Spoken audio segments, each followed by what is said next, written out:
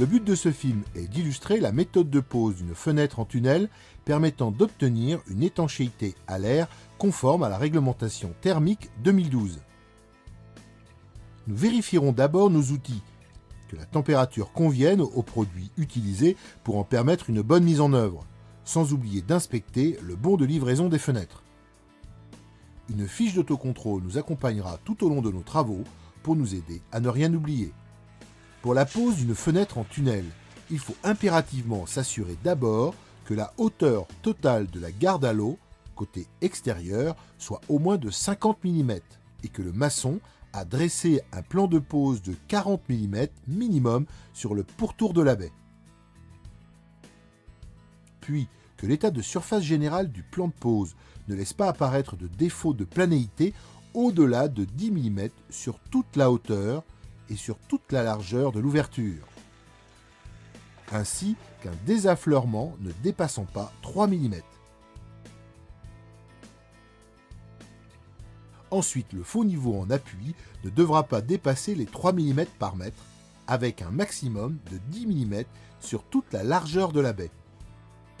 On contrôlera que le faux aplomb ne dépasse pas les 10 mm sur toute la hauteur de la baie, et que le faux niveau en linteau ne dépasse pas les 10 mm sur toute la largeur de la baie.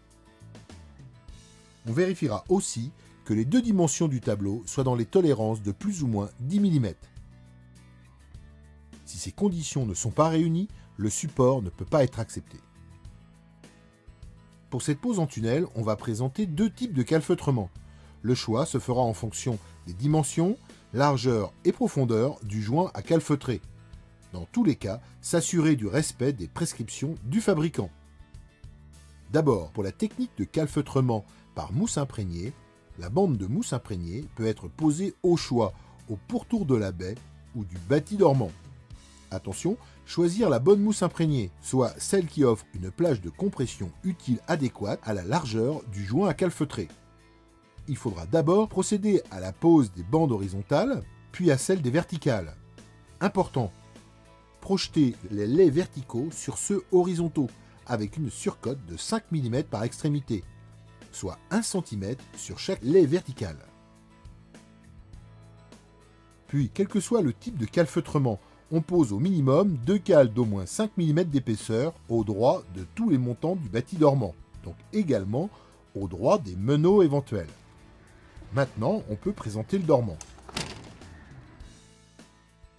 Grâce au respect des conditions de température, la mousse imprégnée s'est décomprimée et grâce au respect de la planéité, la fenêtre adhère parfaitement au dormant. La mousse imprégnée décomprimée assure l'étanchéité de la fenêtre. Le calfeutrement par mastic sur fond de joint qui ne pourra être choisi que dans le cas d'une largeur de joint à calfeutrer n'excédant pas 20 mm. On pose le fond de joint sur toute la périphérie, le raccord se fait bord à bord, en veillant à bien rapprocher les extrémités. Puis on pose au minimum 2 cales d'au moins 5 mm d'épaisseur au droit de tous les montants du bâti dormant. Pour des raisons pratiques, l'accès à ce moment de la pose est plus facile. On extrude le mastic sur l'appui, avant la pose du bâti dormant, en s'assurant d'une remontée sur les tableaux d'au moins 100 mm. Maintenant, on peut présenter le dormant. On assure son maintien par une pince qui permet de stabiliser l'ensemble. On règle son aplomb dans le plan de la menuiserie et dans le plan des tableaux. On vérifie son équerrage et on le fixe. Pour une fenêtre en PVC, veillez à ne pas fixer à moins de 5 cm des soudures. L'écartement entre les fixations ne doit pas excéder les 80 cm. Les fixations doivent se situer au voisinage des organes de rotation et des gâches.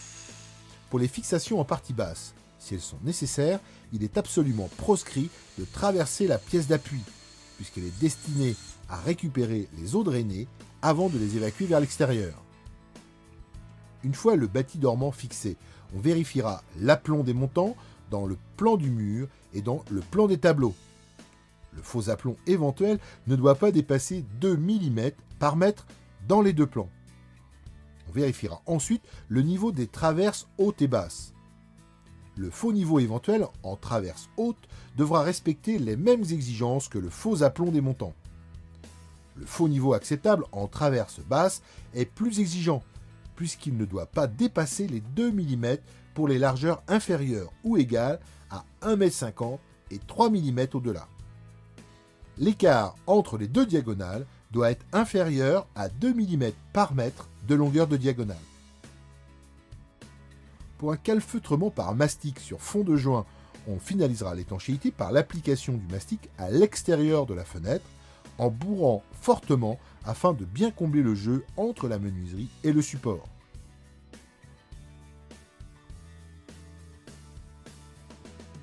Comme nous le rappelle la fiche d'autocontrôle, il faut s'assurer visuellement de la constance du jeu entre les vantaux, de leur alignement, et que l'ouverture, la fermeture et le verrouillage de la fenêtre soient faciles et sans frottement. La pose est terminée et correctement effectuée. Maintenant, notre fenêtre pourra passer les contrôles et les tests de perméabilité sans crainte.